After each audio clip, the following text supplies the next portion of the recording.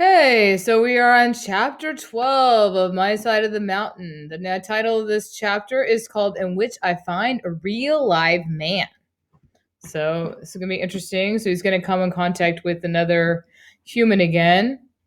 One of the gasping joys of summer was my daily bath in the spring. And gasping means sort of like takes your breath away, right? And you could imagine that the water is probably pretty what? Cold. Oh, and it says it was cold water. I never stayed in long, but it woke me up and started me into the day with a vengeance. And with a vengeance, sort of like your fury, right? Let's see what it says here. And well, this one is punishment. So sort of a punishment on himself, right? Starts his day with a vengeance. Okay. Oops. I'm going backwards. I would tether Frightful into a hemlock bough above me and splash her from time to time. She would suck in her chest, look startled, and then shake. While I bathed and washed, she preened. Again, that means she's cleaning her feathers. Huddled down in the water between the ferns and moss, I scrubbed myself with the bark of the slippery elm. It gets soapy when you rub it. The frogs would hop out and let me in, and the wood thrush would come to the edge of the pool to see what was happening. We were a gay gathering, me shouting frightful preening, and the wood thrush cocking its pretty head. Occasionally the barren weasel would pop up and glance furtively at us. And let's look at what furtively means. It says attempting to avoid notice. So he's just sort of like trying to look at them but not be discovered, right? Secretively. He didn't care for water. How he stayed glossy and clean was a mystery to me until he came to the boulder beside our bath pool one day, wet with dew from the ferns. He licked himself until he was polished. So he's describing his day, how he bathes himself in the stream, and one morning there was a rustle in the leaves above. Instantly, Frightful had it located. I had learned to look where Frightful looked when there were disturbances in the forest. She always saw life before I could focus my eyes. She was peering into the hemlock above us. Finally, I saw it too, a young raccoon. It was chittering, and now that all eyes were upon it, began coming down the tree. And so Frightful and I met Jesse Coon James, the bandit of the Gribbly farm. Jesse Coon James. Oh, so it's going to be a raccoon is coming into the story. He came headfirst down to our private bath, a scrabbly, skinny young raccoon. He must have been from a late litter, for he was not very big and certainly not well fed. Whatever had been Jesse C. James' past, it was awful. Perhaps he was an orphan. Perhaps he had been thrown out of his home by his mother, and his eyes were somewhat crossed and looked a little peculiar. In any event, he had come to us for help, I thought, and so Frightful and I led him home and fed him. In about a week, he fattened up. His crumply hair smoothed out, and with a little ear scratching and back rubbing, Jesse C. James became a devoted friend. So he's got a pet raccoon now! Yay! He also became useful. He slept somewhere in the dark tops of the hemlocks all day long, unless he saw us start from the stream. Then, tree by tree, limb by limb, Jesse followed us. At the stream, he was the most useful mussel digger that any boy could have. Jesse could find mussels where three men could not. He would start to eat them, and if he ate them, he got full and wouldn't dig anymore. So I took them away from him until he found me all I wanted. Then I let him have some. Mussels are good. Here are a few notes on how to fix them. So remember, mussels are like a shellfish that you find in the water. Scrub mussels in spring water. Dump them in boiling water with salt. Boil 5 minutes. Remove the cool in the juice. Take out meat. Eat by dipping in acorn paste flavored with a smudge of garlic and green apples. Wow, it's a very fancy recipe for living in the woods. Frightful took care of the small game supply, and now that she was an expert hunter, we had rabbit stew, pheasant pot pie, and an occasional sparrow, which I generously gave to Frightful. As fast as we removed the rabbits and pheasants, new ones replaced them. So now he's getting, now Frightful is actually hunting for him. So again, she's getting rabbits, pheasants, sparrows. Beverages during the hot summer became my chore, largely because no one else wanted them. I found some sassafras trees at the edge of the road one day and dug up a good supply of roots. peeled, and dried them. Sassafras tea is about as good as anything you want to drink. Penny Royale makes another good drink. I dried great bunches of this. So he's talking about different things you can use to make drinks and hung them from the roof of the tree room together with the leaves of winterberry. All these fragrant plants I also used in cooking to give a new taste to some not so good foods. The room in the tree smelled of smoke and mint. It was the best smelling tree in the Catskill Mountains. Life was leisurely, which means like relaxed, right? I was warm and well fed. One day while I was down the mountain, I returned home by way of the old farmhouse site to check the apple crop. They were they were summer apples and were about ready to be picked. I gathered a pouchful and had sat down under the tree to eat a few and think about how I would dry them for use in the winter when Frightful dug her talons into my shoulder so hard I winced. And when you're wincing, it means you're like crying, like, ah, that hurts, ouch. Be gentle, Bird, I said to her. I got her talons out and put her on a log where I watched her with some alarm. She was alert as a high tension wire. Oh, that's a simile, right? Alert as a high tension wire. Her head cocked so that her ears, just membranes above under her feathers, were pointed east. She So what do we think? If I had to make a prediction, I'm predicting that she's seeing something, and knowing that the title of the chapter says he finds a man, I'm predicting that maybe she's going to be noticing a man coming. She evidently heard a sound that pained her. She opened her beak. Whatever it was, I could hear nothing. Though I strained my ears, she cupped them and wished she could speak. Frightful was my ears as well as my eyes. She could hear things long before I. When she grew tense, I listened or looked. She was scared this time. She turned round and round on the log, looking up in the tree for a perch, lifted her wings to fly, and then stood and listened. Then I heard it. A police siren sounded far down the road.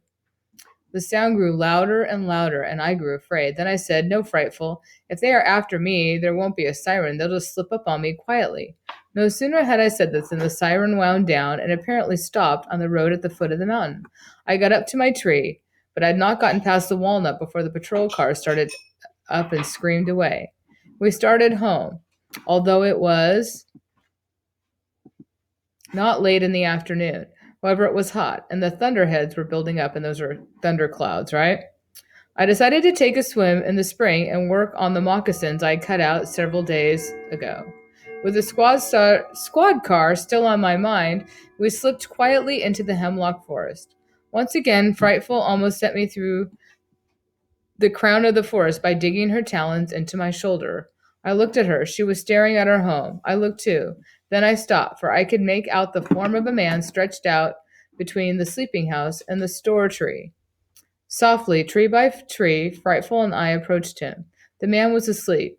I could have left and camped in the gorge again, but my enormous desire to see another human being overcame my fear of being discovered. We stood above the man. He did not move, so Frightful lost interest in my fellow being. She tried to hop to her stump and preen. I grabbed her leash, however, as I wanted to think before awakening. So he sees a man, he's asleep, and so now he's wanting to come in contact with him. Frightful flapped. I held her wings to her body as her flapping was noisy to me. Apparently not so to the man. The man did not stir. It is hard to realize that the rustle of a falcon's wing is not much of a noise to a man from the city, because by now one beat of her wings and I would awaken from the sound sleep as if a shot had gone off. The stranger slept on. I realized how long I'd been in the mountains. Right at that moment, as I looked at his unshaven face, his close-cropped hair, and his torn clothes, I thought of the police siren and put two and two together. An outlaw, I said to myself. Wow. And I had to think about what to do with an outlaw before I awoke him. So an outlaw would be someone, maybe he's running from the law. Would he be troublesome? Would he be mean? Should I go live in the gorge until he moved on? How I wanted to hear his voice, to tell him about the Baron, Jesse C. James, to say words out loud. I really did not want to hide from him. Besides, he might be hungry, I thought. Finally, I spoke. Hi, I said. I was delighted to see him roll over, open his eyes, and look up. He seemed startled, so I reassured him. It's all right, they've gone. If you don't tell on me, I won't tell on you. When he heard this, he sat up and seemed to relax. "Oh," he said, and then he leaned against a tree and added, "Thanks." He evidently was thinking this over, for he propped his head on his elbow and studied me closely. "You're a sight for sore eyes," he said, and smiled. He had a nice smile, in fact. He looked nice and not like an outlaw at all. His eyes were very blue, and although tired, they did not look scared or hunted. However, I talked quickly before he could get up and run away. "I don't know anything about you, and I don't want to. You don't know anything about me, and don't want to, but you may stay here if you like. No one is going to find you here. Would you like some supper?" It was still early, but he looked hungry. "Do you have some?" "Yes, venison or rabbit." "Well, venison." His eyebrows puckered in question marks. I went to work. So here's a picture of him and the man, and there's Frightful. He arose, turned around, and looked at his surroundings. He whistled softly when I kindled a spark with a flint and steel. I was now quite quick at this, and had a tidy fire blazing in a very few minutes. I was so used to myself doing this that it had not occurred to me that it would be interesting to a stranger. "Desdemonia," he said. I judged this to be some underworld phrase. At this moment, Frightful, who had been sitting quietly on her stump, began to preen. The outlaw jumped back, and then saw she was tired and said, "And who is this ferocious looking character?" "That is Frightful. Don't be afraid. She's quite wonderful and gentle. She would be glad to catch you a rabbit for supper if you'd prefer that to venison." "Am I dreaming?" said the man. "I go to sleep by a campfire that looked like it was built by a Boy Scout, and I wake in the middle of the 18th century." I crawled into the store tree to get the smoked venison and some cattail tubers. When I came out again, he was speechless. "My storehouse," I explained. "I see," he answered. From that moment on, he did not talk much. He just watched me. I was so busy cooking the best meal that I could possibly get together that I didn't say much either.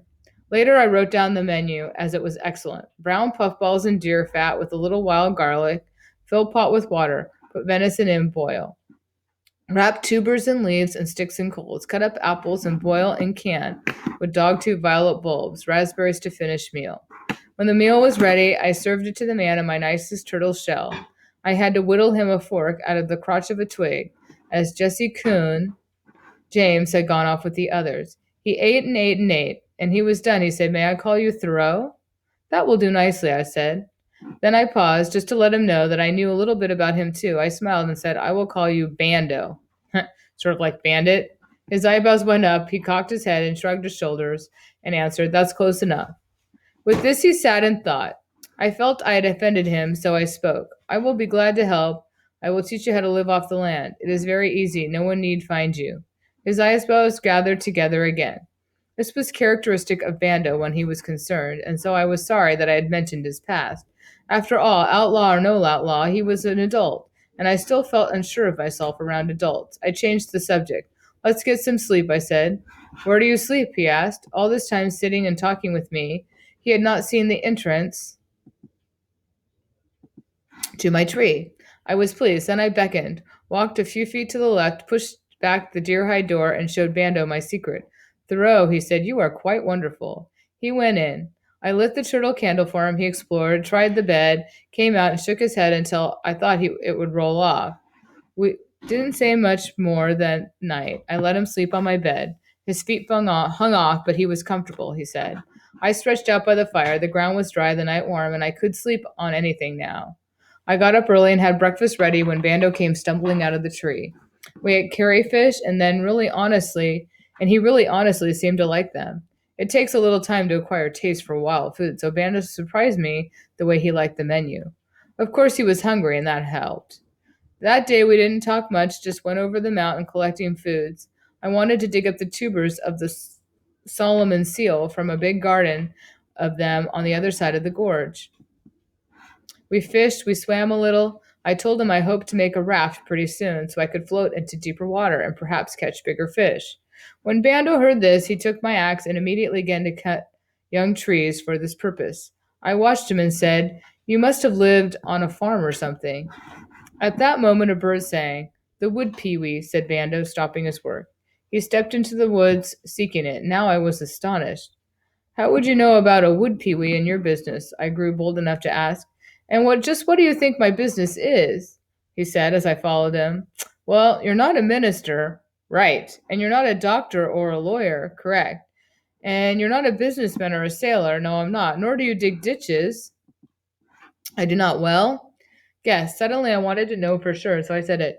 You are a murderer or a thief or a racketeer, and you are hiding out. Pando stopped looking at me, looking for the peewee. He turned and stared at me. At first, I was frightened. A bandit might do anything.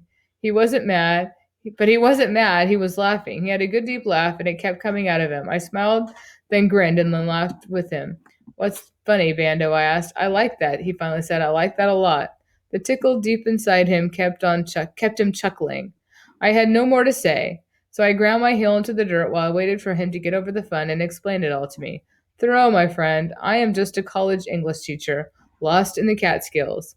I came out to hike around the woods and got completely lost yesterday. Found your fire and fell asleep beside it. I was hoping the scoutmaster and his troop would be back for supper and help me home. Oh no, my comet. Then I laughed. You see, Bando, before I found you, I heard squad cars screaming on the roads. Occasionally you read about bandits that hide out in the forest, and so I was just so sure that you were the someone they were looking for. We gave up the peewee and went back to the raft making, whoops, talking very fast now and laughing a lot. He was fun. Then something sad occurred to me. Well, if you're not a bandit, you will have to go home very soon, and there's no point in teaching you how to live off fish and bark and plants. I can stay a little while, he said. This is summer vacation. I must admit I had not planned to eat crayfish on my vacation, but I am rather getting to like it. Maybe I could stay until your school opens, he went on. That's after Labor Day, isn't it? I was very still, thinking how to answer that. Bando sensed this, then turned to me with a big grin. You really mean you are going to try it to winter it out here? I think I can. Well, he sat down, rubbed his forehead with his hands, and looked at me. Thoreau, I have led a varied life. Dishwasher, sax player, teacher. To me, it has been a very interesting life. Just now, it seems very dull. He sat a while with his head down, then looked up at the mountains and the rocks and the trees. I heard him sigh. Let's go fish. We can finish this another day. And that is how I came to know Bando. We became very good friends in the week or 10 days that he stayed with me, and he helped me a lot. We spent several days gathering white oak acorns and groundnuts, harvesting the blueberry crop and smoking fish. We flew frightful every day just for the pleasure of lying on our backs in the meadow and watching her mastery of the sky. I had lots of meat, so what she caught those days was all hers. It was a pleasant time, warm with occasional thunder showers, some of which we stayed in. We talked about books. He did know a lot of books. He did know a lot of books and could quote exciting things from them. One day, Bando went to town and came back with 5 pounds of sugar. I want to make blueberry jam, he announced. All those excellent berries and no jam. He worked 2 days at this. He knew how to make jam. He'd watched his pa make it in Mississippi. But when we got stuck on what to put in it, I wrote this one night. August 29th. The raft is almost done. Bando has promised to stay until we can sail out to the deep fishing holes. Bando and I found some clay along the stream bank. It was as slick as ice. Oh, there's this link. Bando thought it would make good pottery. He shaped some jars and lids. They look good, not wedged, he said, but containers. We dried them on the rock in the meadow. Later, Bando made a clay oven and baked them in it. He thinks that they might hold the blueberry jam he has been making. Bando got the fire hot by blowing on it with some homemade bellows that he made from one of my skins that he tied together like a balloon. A reed is the nozzle. August 30th. It was a terribly hot day for Bando to be firing clay jars, but he stuck with it. They look jam worthy, as he says, and he filled 3 of them tonight. The jam is good. The pots remind me of crude flower pots with a hole in the bottom. Some of the lids don't fit. Bando says he will go home and read more about pottery making so he can do a better job next time. We like the jam. We eat it on hard acorn pancakes. Later, Bando met the Baron, Weasel, today for the first time. I don't know where the Baron has been this past week, but suddenly he appeared on the rock and nearly jumped down Bando's shirt collar. Bando said he liked the Baron best when he was in his hole. September 3rd. Bando taught me how to make willow whistles today. He and I went to the stream and cut two fat twigs about 8 inches long. He slipped the bark on them. That means he pulled the wood out of the bark, leaving a tube. He made a mouthpiece at one end, cut a hole beneath it, and used the wood to slide up and down like a trombone. We played music until the moon came up. Bando could even play jazz on the willow whistles. They are wonderful instruments, sounding much like the wind in the top of the hemlocks. Sad tunes are best suited to willow whistles. When we played the Young Voyager, tears came to our eyes. It was so sad. There were no more notes for many days. Bando left me saying, "Goodbye, I'll see you at Christmas." I was so lonely I kept sewing on my moccasin to keep myself busy. I sewed every free minute for 4 days, and when they were finished, I began a glove to protect my hand from frightful sharp talons. One day, when I was thinking very hard about being alone, Frightful gave her gentle call of love and contentment.